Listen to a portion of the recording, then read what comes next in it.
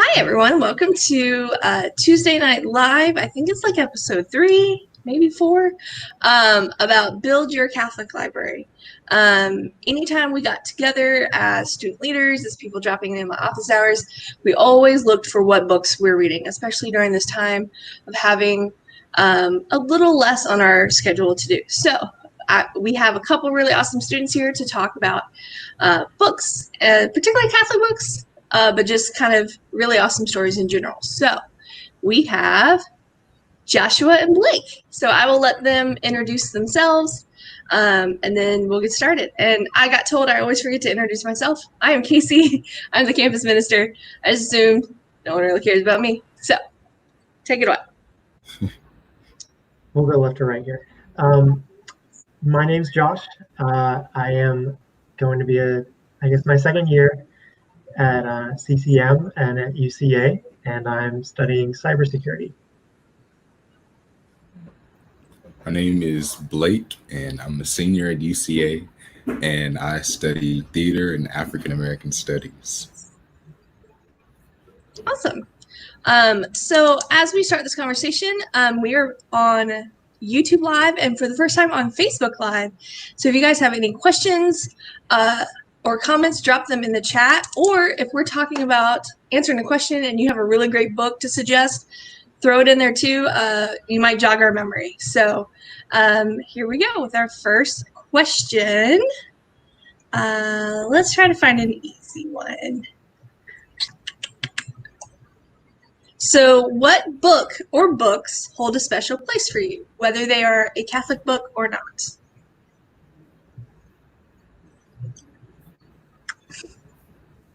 All right.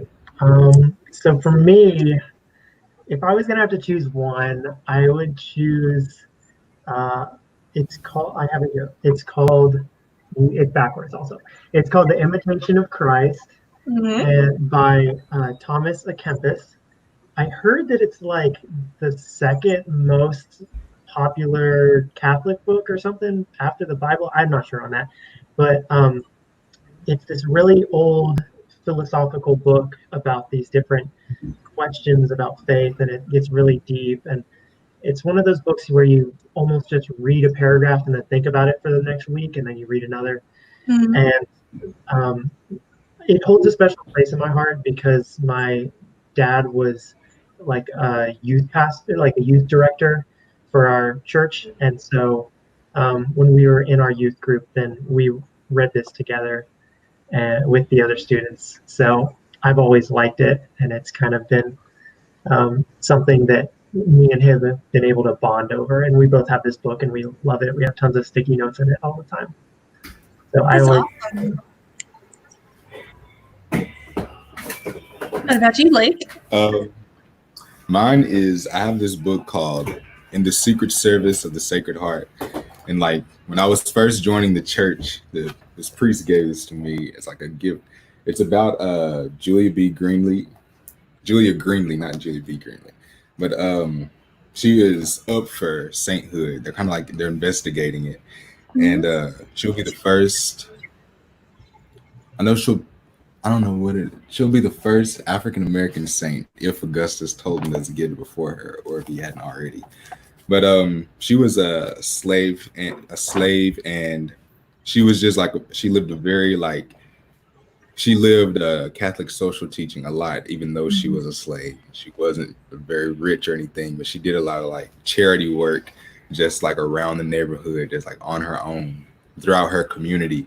And yeah, it impacted me a lot because when I was first entering the church, that was something we were all kind of concerned about. Was like there weren't many African American Catholics in my community. And so just like it kind of showed me that there's a history of African Americans in the Catholic Church. And then her story is also really inspiring, just like doing charitable works with what you have in your community. Like you don't have to be a billionaire and donate money to live out works of charity. You can do it through just like little things that you do in your life, you know. That's awesome. We'll definitely add that to my list. So I had to pick one, which was really hard because as we were chatting before we started, I am a super nerd. I read a lot. Very wide-ranging categories. But I think the one that has the special place in my heart, because I keep coming back to it so often,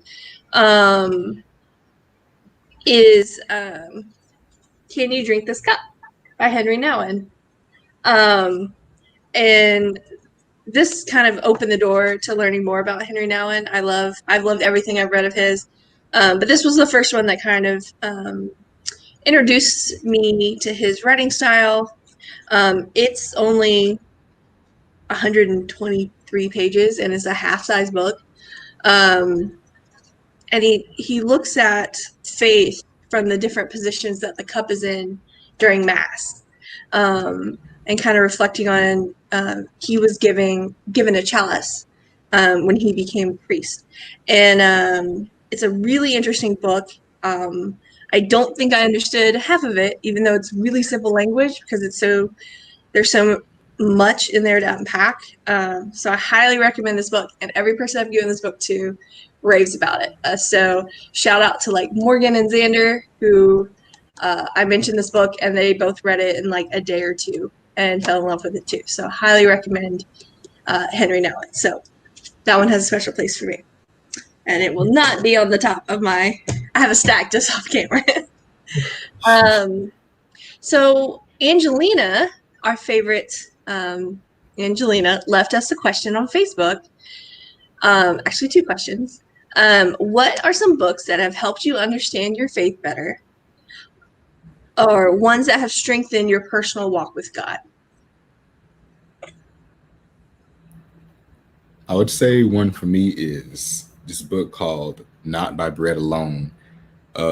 It's a book about, it's like its subtitle is scriptural, but it's about the real presence of Christ in the Eucharist. Mm-hmm.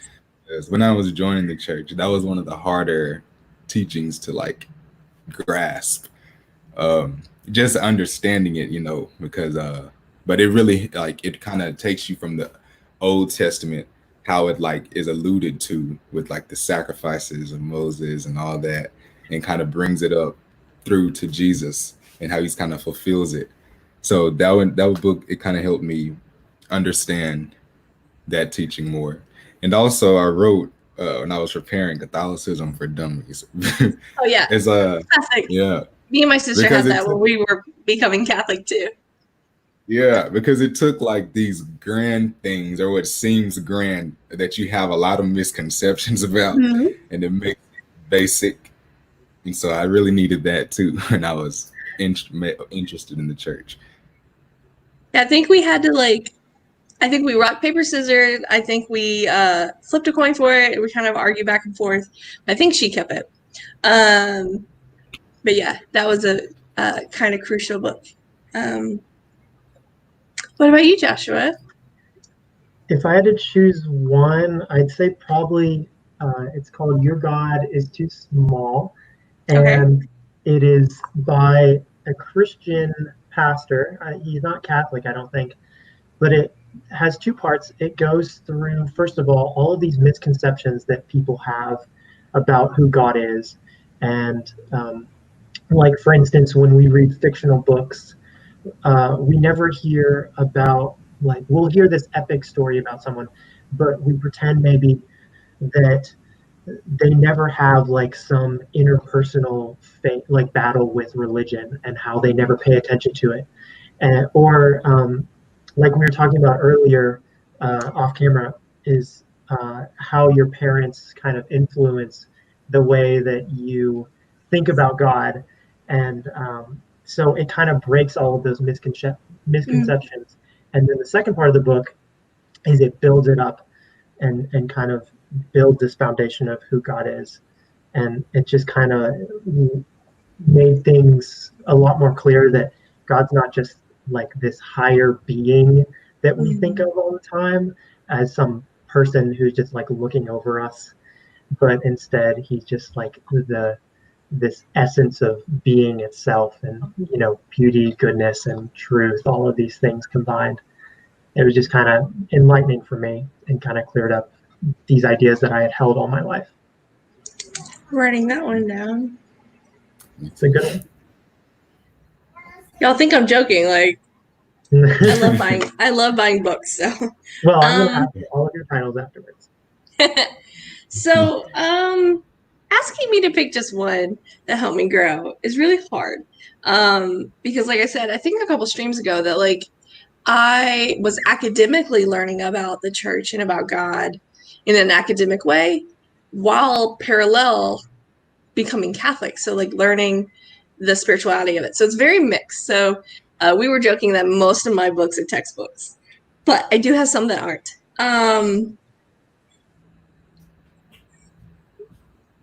I would have to say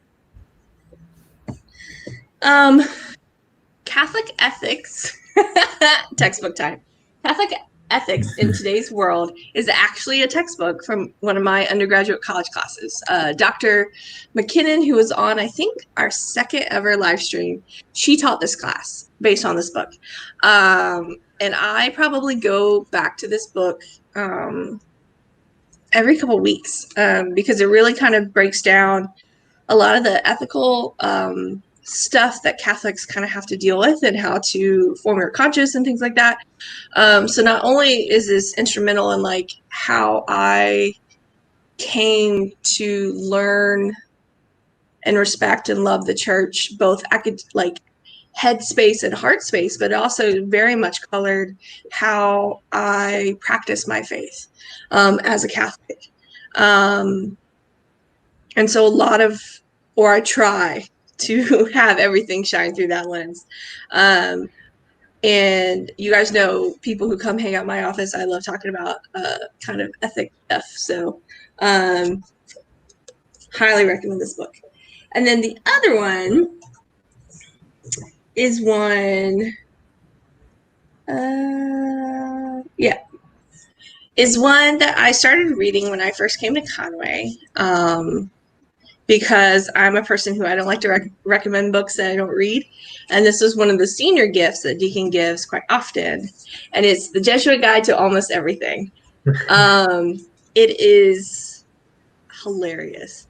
There's so many really good quotes. And I know this is like form your faith kind of thing. But this kind of helped me be able to learn how to express kind of some big lofty ideas in a very kind of user-friendly chunks, to borrow kind of tech terms, because he in this book tackles everything from spirituality and what it is on the very like mile high sky view of it, to how to pray, to how to live in community with people like roommates, how to do lectio, in a very kind of humorous way, because he mentions he was not a good roommate at times. And coming from a priest is just funny to think about. So it helped me just kind of remember to integrate, continue to integrate my faith into my life and my life into my faith. That is not either or, it's both and. So let's see, what other questions did we get beforehand? Okay, so where do you guys go to find suggestions for good Catholic books or really cool Catholic authors? For me, I would say that I hear a lot about them in passing, usually from, so there's a podcast called Pints with Aquinas, and he has on, this guy is like a theologian, and he tackles a bunch, any kind of topics, but he has on a lot of different speakers, and a lot of them are theologians who have written books. They usually have doctorates and have written things, or are professors or something like that. And so most of the time they'll talk about some kind of book that they've read and go off of the topic from that perspective. And so sometimes I'll just get books from that and I'm like, oh, I want to learn more about that. Or I have a website that I look at every once in a while. It's called Dynamic Catholic. I've plugged it before, but it's really good. And there's some really cheap books on here about the lives of the saints and just anything you could think of. And they have some good prices on there. And I like to look on there whenever I'm in a drought of books. Absolutely. Yep. Definitely Dynamic Catholic. Going to a lot of the publishers sometimes are good. So I'll go to Loyola Press. I'll go to Dynamic Catholic. I'll go to Our Sunday Visitor or OVS. They rebranded recently. So any kind of the big Catholic publishers, obviously they're promoting their own books, but it'll give me kind of an idea of what's out there. And then, yeah, a lot of podcasts. So Catholic Stuff You Should Know is one I really like.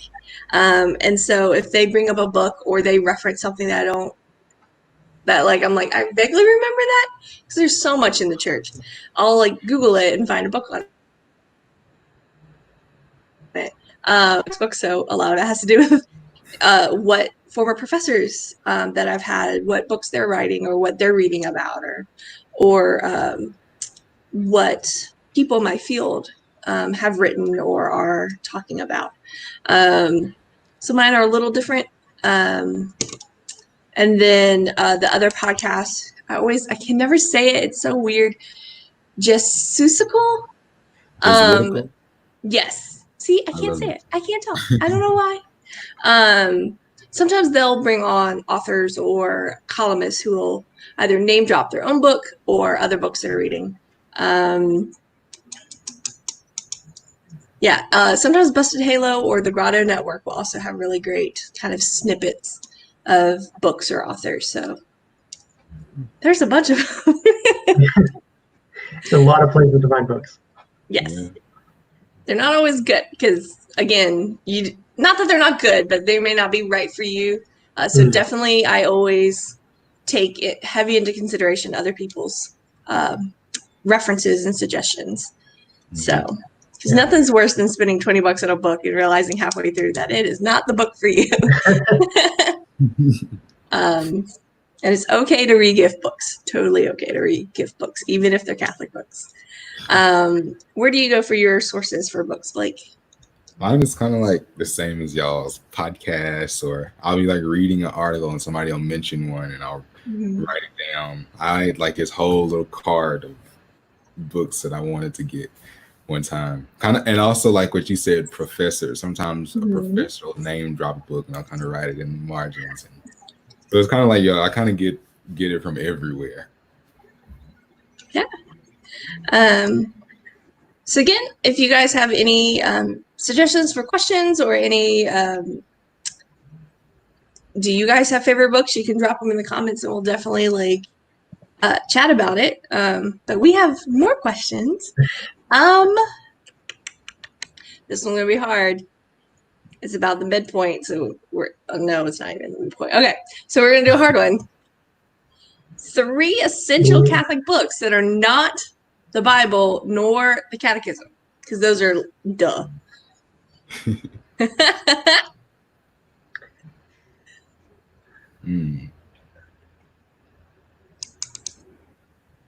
Well, and these are for you. Like, it doesn't mean everybody, but like your 3 essential Catholic books.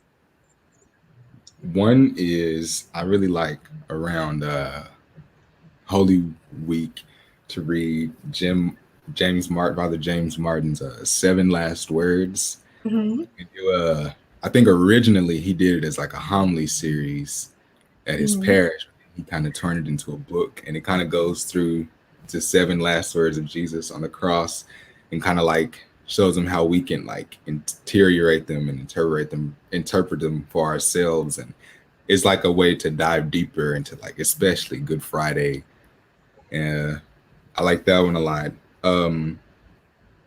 One that I mentioned was Journal of a Soul by it's actually the autobiography of Pope St. John the 23rd, who started the Vatican II process. And I haven't read that whole thing because it's literally like his journal from the time he was started seminary. It's a big one.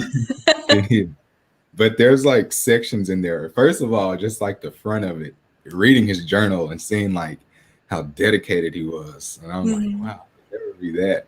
But there's like good tips in there. Like he has like tips of like having a regular prayer life. Just like it's like a young guy trying to be a good Catholic.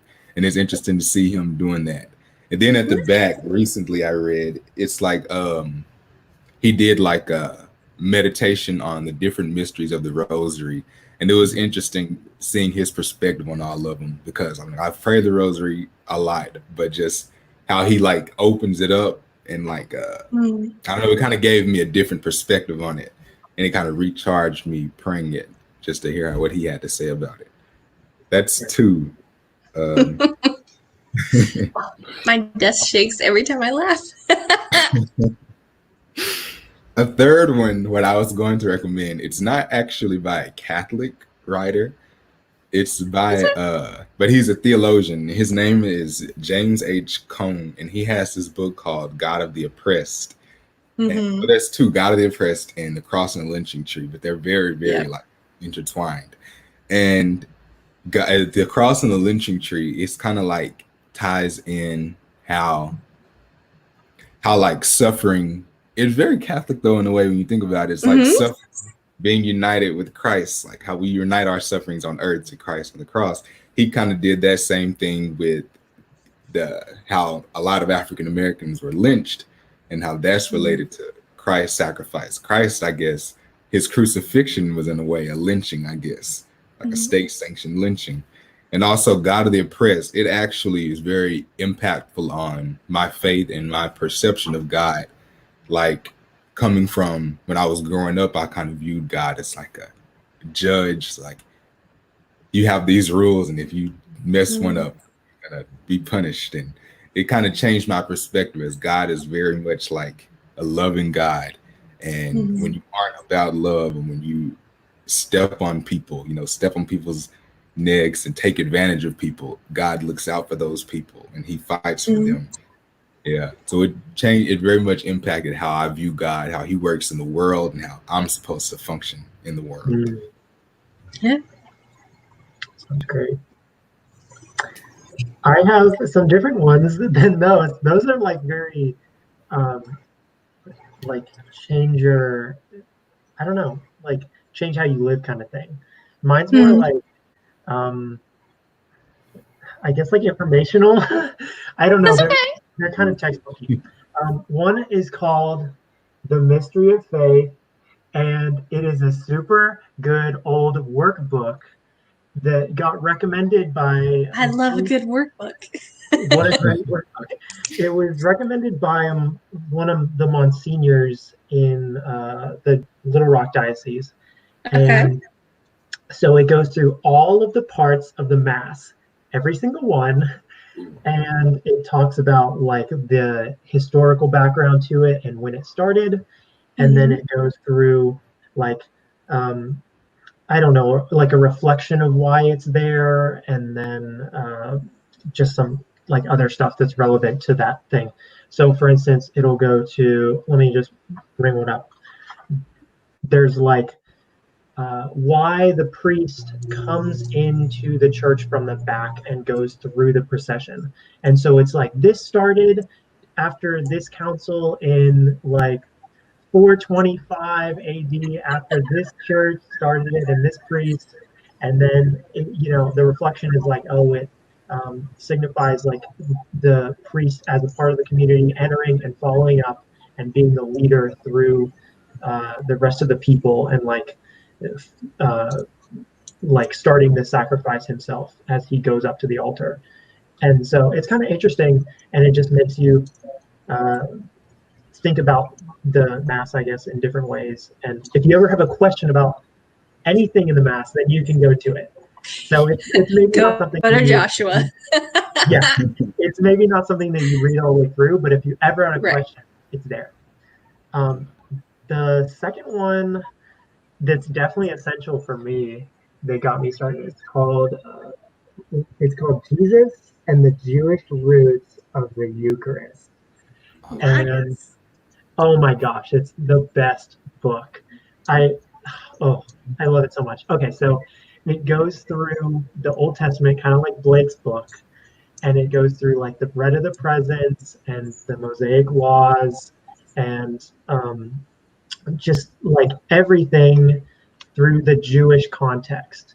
And it translates a lot of stuff into Hebrew and Greek, and it talks about how that was fulfilled through the Passover sacrifice of Jesus, and how like what it means when you say like he's the Lamb of God and those kind of things. It just really strengthened my perception of the Eucharist, kind of like what Blake said.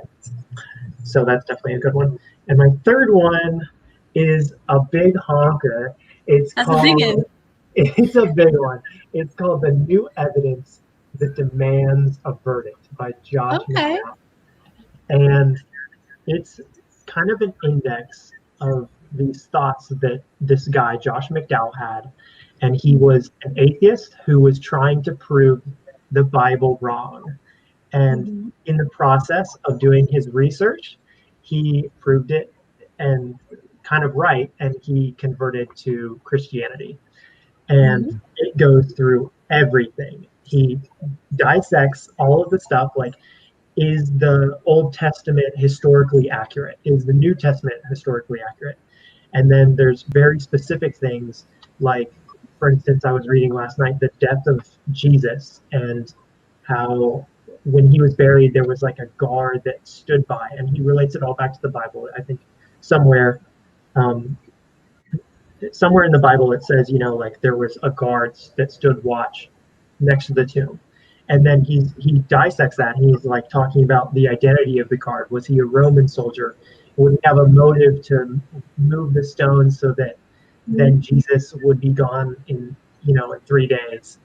So all of these things, if someone stole the body, and if all of these different things, he just dissects all of it. And so again, it's not something you might read through completely, but if you have a question, it's really good. Yeah. Sorry that was long, but those are mine. No, that's awesome. Definitely looking into those. So I'm a super nerd and I have a bunch on Kindle. But I have some physical ones too. So one of the ones that I think are essential, I'm going to cheat. There were two. So, but they're basically the same thing, but they come at it differently. So, forming intentional disciples and from maintenance to mission. So this is more of like, it talks some about doing this on like a parish level, but it's a lot of the personal level. This book talks about the same thing, but on like the parish community level. So together, they're like, I think they should be together. So, but this definitely like is very much, sorry, I just noticed something I wrote in the margin. Very much is like gives reason and support and passion and gives voice to like frustration of like how I am called to do ministry as a person, but also how I'm called to do ministry as a professional minister. So if you're interested in kind of figuring out how to like what your personal ministry is, how to kind of be an advocate for others, that kind of person to person ministry rather than kind of the big programming stuff, these two books are for you. So that's one. They're a package deal in my brain.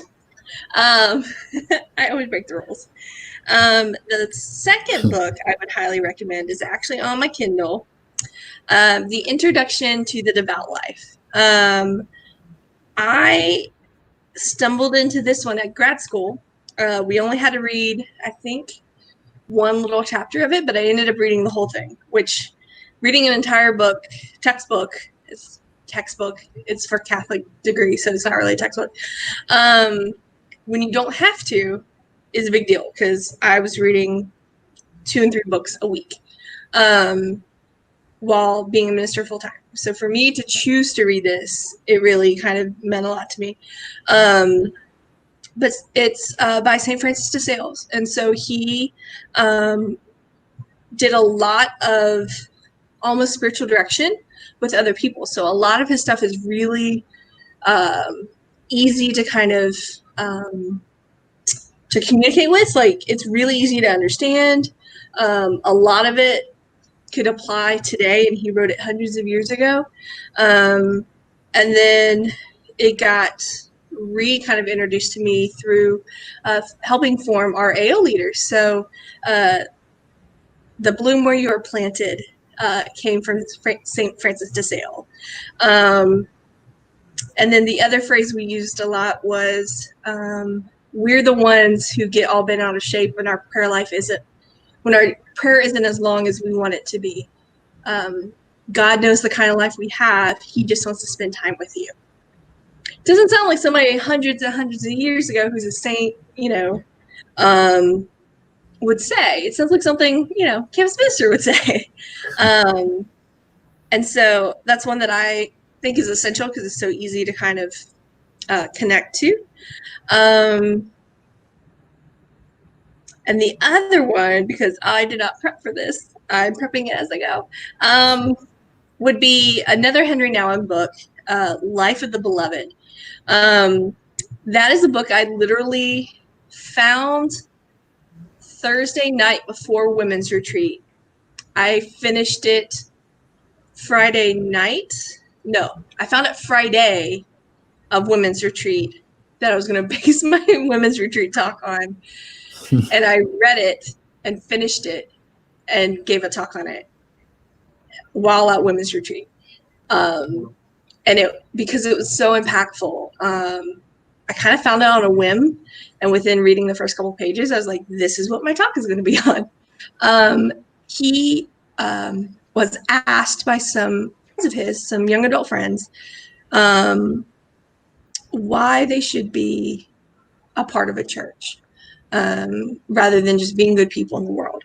And so he wrote this as kind of a letter back and forth to these two friends of his. And so it's really kind of, he was trying to talk to, the agnostics, the people who have fallen away from the church, the kind of people who are just kind of living their life, not connected to God.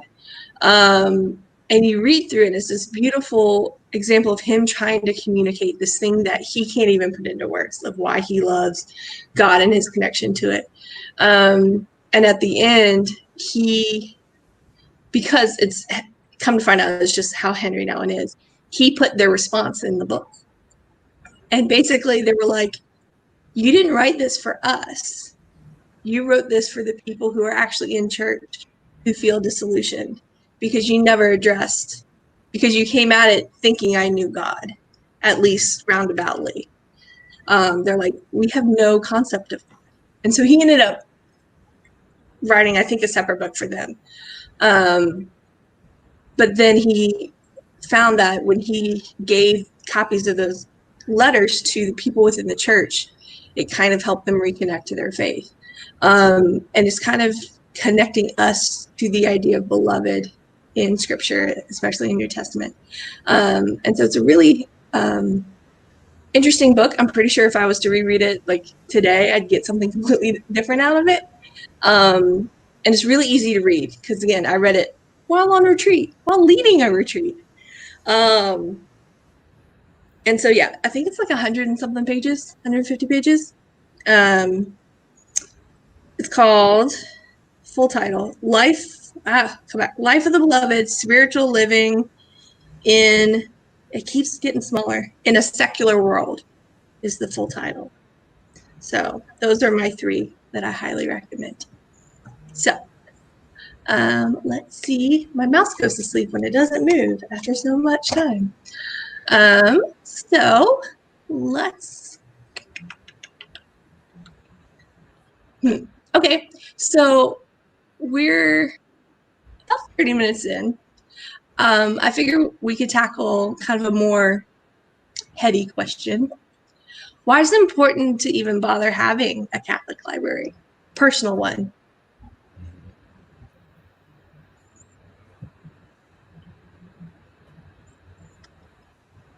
Okay, so I'll go first. I think that it's important because for me, and I guess for Casey as well, we have a lot of textbooks, and sorry, Blake.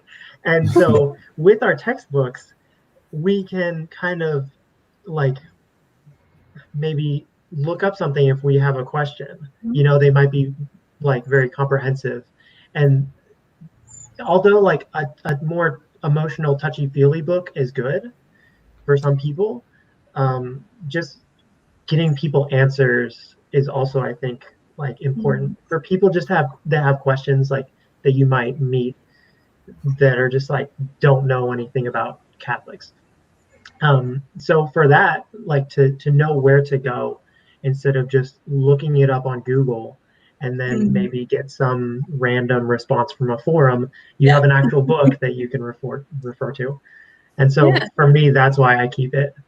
And then of course there's, I don't like to reread books, but when I do keep like a little collection, then it kind of just lets me remind myself of the thing that I did learn when I read that book. Kind of brings to mind those ideas. Yeah. I always grew up with books around. I mean, they weren't my mom liked to read romance novels, so we always had books around. I really like reading like sci-fi and fantasy. Like we talked about Lord of the Rings before he came on. And other kind of genre books. So I've always had them around. And so part of it is there's like a comfort because I know I can go to a book I have. It's like somebody I can trust. And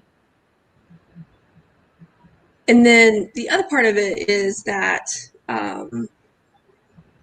because I want to be the best at my job, but also the best at what God's called me to do, even like on a personal level, like my personal ministry to people outside of campus ministry. I feel that it's up to me to educate myself rather than to wait around to be told what to read and what to learn about. Sometimes it's exhausting because there's so much stuff to learn. And there's only so much you can keep in your head, so why not keep books around? And I, joked a few minutes ago that I have an extensive Kindle catalog as well, so they're not all paper books. But also as a way for me just to hand it to other people, so that not only, am I, I give them obviously an answer to whatever question or whatever topic, but a means for them to kind of investigate it and wrestle with it on their own. Because the books that I've kept have either made me angry that I disagreed or like had an issue with, and so like I'm keeping it because I'm going to prove them wrong, or it taught me something that I'd never learned before, and it was just like, moment. Or it's one of my touchstones in that like it connected to one of the fundamental things about who I am. And not all of them are textbooks. I have a book called, which is written by a priest. He did a blog when he was going through discerning whether he wanted to be a priest, and then he kind of expanded on it. I mean, I'm not discerning to be a priest, obviously, but his wrestling with figuring out God's voice and hearing what God's saying and kind of figuring out your own desires versus what God's calling you to do. I know it spoke to me as just a person. And so I've kept that book. I have a book on heroic leadership, which talks, which is more of kind of a business book, Catholic business book. There is such a thing. Just because it was something I'd never heard of before. The Interior Castle I have in my Kindle that I really liked reading. I've read a large chunk. I haven't finished it yet. And then I have things like Dark Night of the Soul, which is on my list to read. Because again, I've read chunks of it. So, because to me, all of these books, whether it's a kind of textbook or kind of an emotional book or even some fictional books like Lord of the Rings, it's allowing me to glimpse God from other people's eyes. And by taking their perspective, maybe I can learn something about God or about myself that I wouldn't have the chance otherwise. And so that's why I think it's so important to have, to continue reading and continue learning as an adult and kind of building that library. And, have a couple in there that make you angry because they're showing you something that you don't like. So, yeah. So, how about another question? I feel like we've done a lot of these. Well, we'll do something a little simple. Like, what do you look for in a good book? Like, is it the writing? Is it the authorship? Is it the characters? And it doesn't necessarily have to be like a Catholic theological book. It just could be just a good book in general.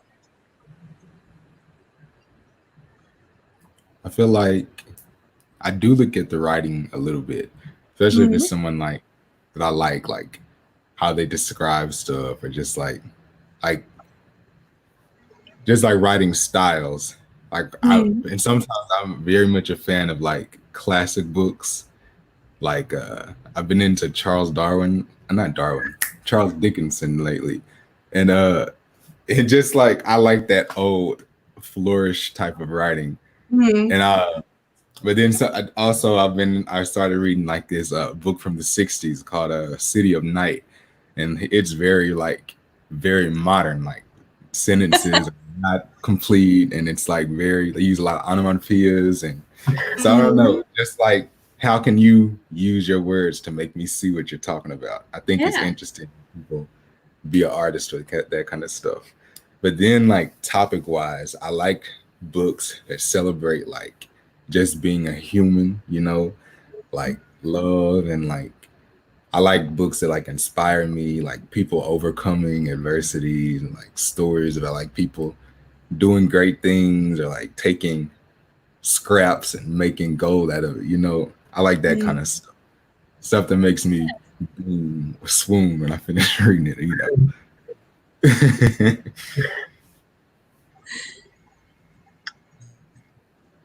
So I'd say for me, I used to read a bunch of like horror ghost books, and I was into that just because it was kind of exciting. But recently, I mean, that was like a long time ago. Now I look for books that kind of make me just, when I finish it, I just have to sit there and I'm just like, whoa. I think a good ending, maybe. I don't know. Or just the journey. I don't like a long book because then I won't finish it all the way, or I'll just kind of get bored by the end. But, I'm going to plug a book. I don't care. So there's one, it doesn't have a cover to it, but it's called Francis of Assisi, Return to the Gospel by Eloy Lecroix, OFM. And so it's a biography of St. Francis of Assisi, and it's really short. It's only like 100 something pages long, like 120 maybe. And so, man, if I go through this, like there's tons of stuff that I marked and just like highlighted and things. But it was a good story throughout the end, throughout it. But then at the end,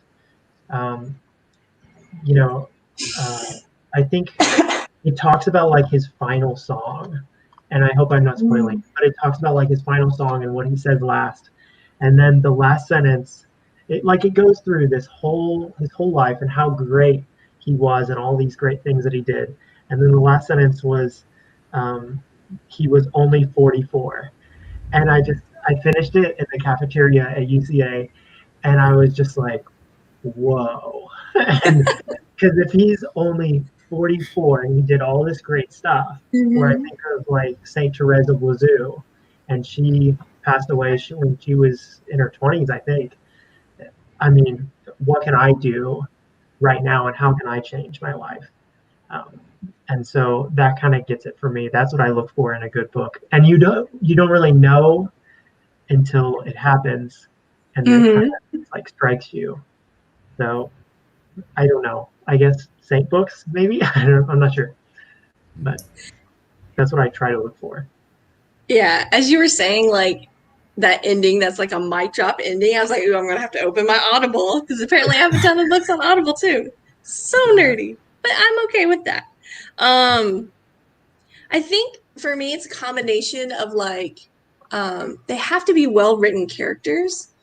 They don't have to be perfect characters, but they need to be like grounded. Like I have to be able to be like, okay, I can see that person walking in this world realistically. You know, flaws and all, scars and all. And nothing takes me out of a book faster than someone doing something that you've read about them for 200 pages and then they do something that is completely not them. Not that people don't do that all the time, but it just kind of takes you out a little bit. Like I said, I read a lot of really embarrassing genre books, and that's okay. I think the reason why I like this type of books is because it's like talking about the world without it being real. So like one of the reasons why I like sci-fi books is because you get the chance to talk about all of these really lofty social issues, or you know, they blew up the world, so like everybody's on this like generation ship to like this other I'm making this up, but this other like solar system, and like all this like political stuff and religious stuff happens on the ship. So it's displaced enough from reality that you really can't get offended, but it lets you wrestle with things or like the extremes of things. So usually they'll I forgot the name of the book I really liked, which sounds really silly, but I read a lot. They took like Christianity and Catholicism, changed it, and then cranked it up to like 100, like the worst imaginable situation. And then they took another religion, cranked it up, and put it opposing, and then they both for generations ran society. So like how do those two polar things pull and create this dystopian society? And then your character is like has no ability to change the world. They're just kind of stuck. Like how do they navigate?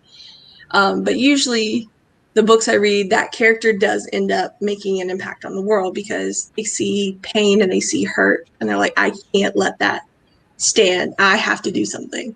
Even if I'm a slave or I'm, you know, a poor, you know, outcast, or, you know, I'm a stowaway on the ship and I shouldn't be here, you know, they're going to stand up for, you know, those Catholic social teachings that I like kind of pull into those stories. But I also like horror books because I just like to be scared, as you guys know. And then The Martian's one of my favorite non-religious books. I probably listen to that every couple of months. I'm so used to it. I know the story. I put it on and I fall asleep. But him struggling after complete failure of everything, but he keeps getting up the next day and like continuing on. I really identified with that. I don't know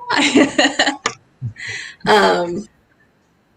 So yeah, so they all, to me, bring different, you know, while they're not necessarily overtly Catholic, they all kind of talk about like the human condition, and, you know, gives us a lens into kind of seeing ourselves and wrestling with ourselves without being super realistic, because then that'd be depressing.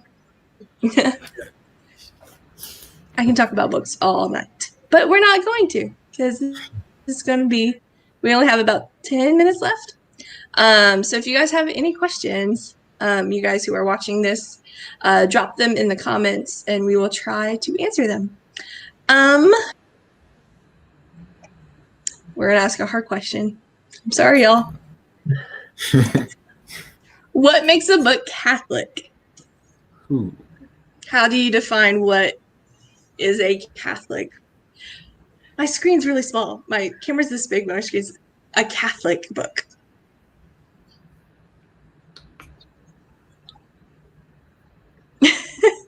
Boy, I'm not doing it. The answer, I guess, is, does it line up with Catholic teaching? I guess.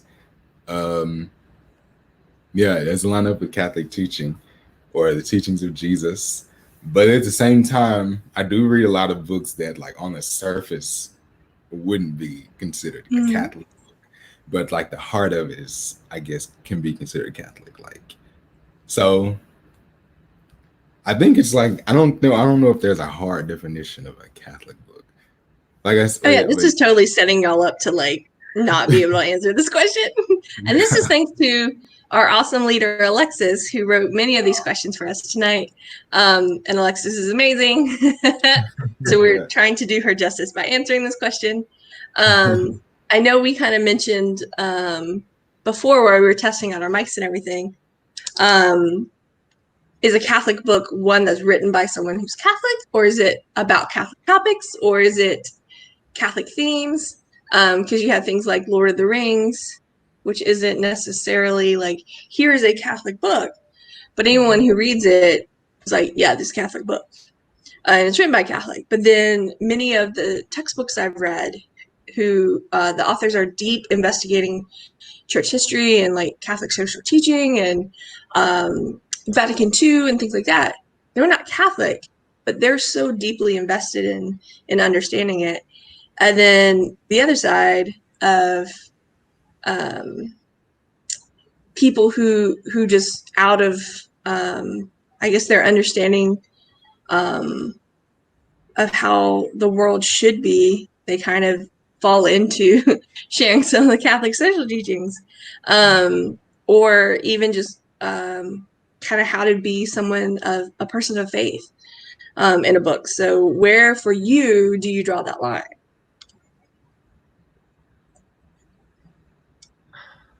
I'd say that if you are trying to nail down things, and obviously, like, I'm trying to think about this because anybody could write a book about anything. Like we were saying, hypothetically, you could write a book about Catholic social teachings, but not be a Catholic. Is that a Catholic book, for instance? Well, the book itself, even though the author isn't Catholic, we're paying attention to the book and the contents of the book, not the authorship. So breaking it down, like, I guess it's a Catholic book to my standard, because it's dealing about Catholic things. It's maybe not.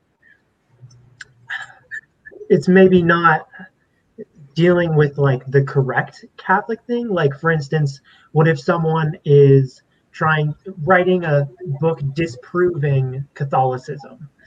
Is that a Catholic book? Well, it is about Catholic things, so I would suppose it's a Catholic book. I mean, it's about. I like how you're forming every statement as a question in case you're like, maybe. Maybe it is. Maybe it is not. I don't know. I think anything that just deals with Catholicism as a topic at all would be a Catholic book. What about a book that just has a chapter that's about Catholic things? I mean, I would say that's not Catholic. It's just be Christian, I guess. Another question there? I think for me, it depends on, or something to always take into consideration is like what you're going to the book for. So if you're going to the book to try to educate yourself on like a teaching of the church or history of the church, then you want to seek out the most accepted sources. So just because somebody writes about something doesn't mean they're the best source. As you guys go through college and into grad school, you will learn this. Because I've cited some people and they're like, Casey, this is a great source, but not for this kind of paper. I'm like, but it's telling the truth. And so like, I think the important thing for me is like what I'm trying to answer from this book. If I am trying to learn more about some sort of like formal part of the church, then I'm going to look for a certain type of book. If I want to grow in how I live out my Catholic faith, I'm going to look for a certain type of book. If I just want to read about different spiritualities within Catholicism, then I'm going to read a different type of book. If I just want to read a fiction book that has Catholic themes, that's a different type of book. And so just because a book is Catholic doesn't mean it's the right book for what you're looking for. And so for me, that's kind of the bigger question. And I know that's kind of a round way of not actually answering the question. But I think it depends on your definition of what type of book. Because how we grade a textbook is different than how we grade a biography, which is different than how we grade, I keep saying grade like I'm a school teacher, or how we view like a devotion book. So it kind of depends. Yeah. What about you, Blake? Or did you already answer? I mean, I don't know. I answered a little bit at first, but it was kind of like the same thing y'all are saying. Like, it kind of depends on what you're looking for and your personal standards, I guess. Mm-hmm. Like we said earlier with the James Cone book, he's not a Catholic theologian, but what he wrote about was very Catholic. So yeah. And sometimes it's, again, with a very critical eye, sometimes it is good to hear from voices other than what we're used to, because that gives us not necessarily something to like prove wrong, but something to kind of to sit with that's unique. So I have friends who write, or a friend of mine wrote a book for Proverbs 31, which is a Protestant women's ministry. I bought the book, I read it. It's a great book. Not really my cup of tea, but that's okay.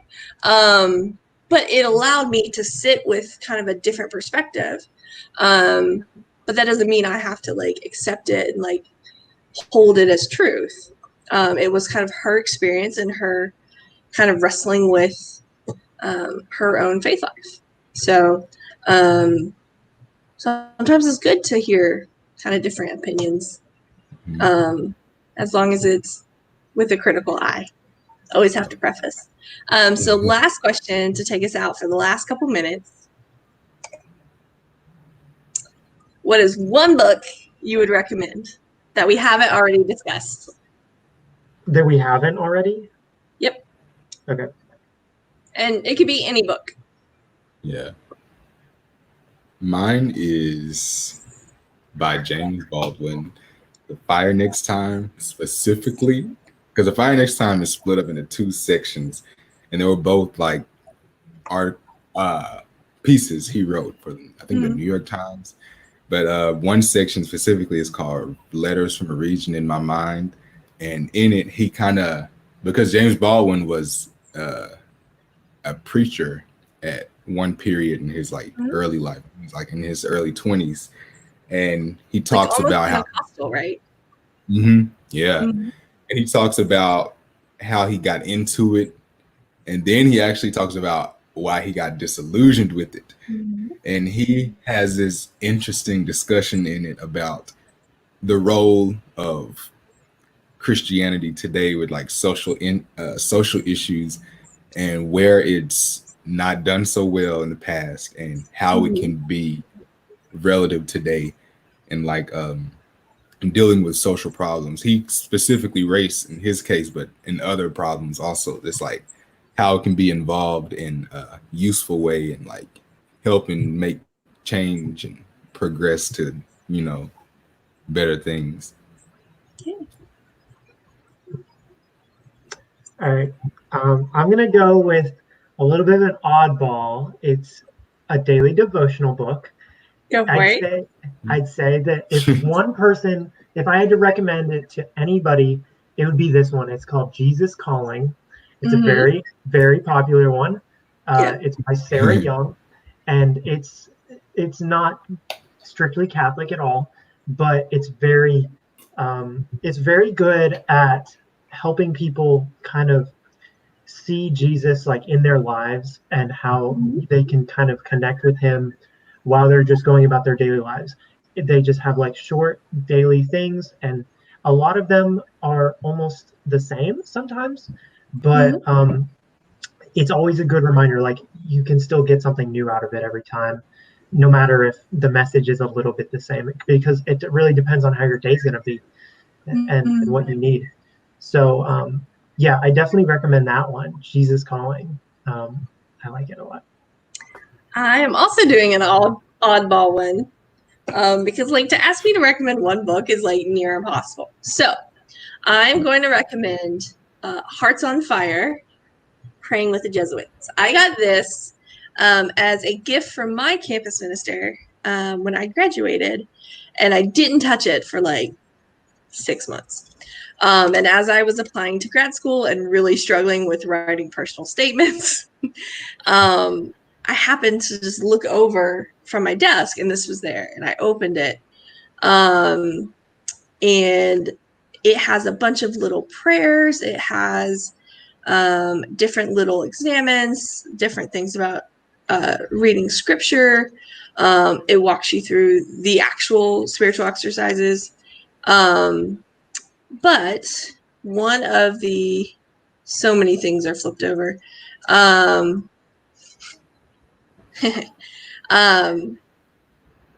So the one that really like spoke to me, I think it might be interesting to kind of end it. Again, I'm winging this. It's called Teach Me to Listen. Teach me to listen, O God, to those nearest me, my family, my friends, my coworkers. Help me to be aware that no matter what words I hear, the message is, accept the person I am, listen to me.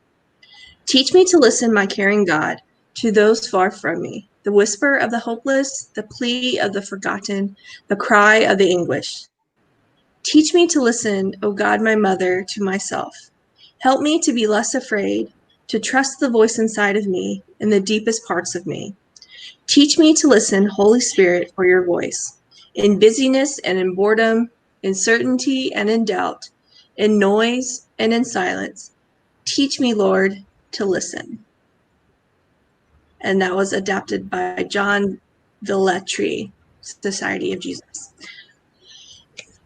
Use this all the time, as you can see by all the different little folded marks. So highly recommend, again, not on camera, highly recommend this book. So with that, we're done. Thank you guys for being on the live stream this week. I know we're heading into the 4th of July weekend, so there will be no rosary this Monday in case any of you guys have family or doing special things at home. And then next week, we are going to talk about mental health with a mental health care worker, possibly a priest, and then a couple students and I will kind of talk about mental health, and it is going to be called Breathe, which I think we all need to do from time to time. So thank you guys. And let's keep the conversation going. If you have book suggestions, drop them in the comments. We may come back and put our books in the comments as well. So I guess we'll see you next week. Bye. Bye.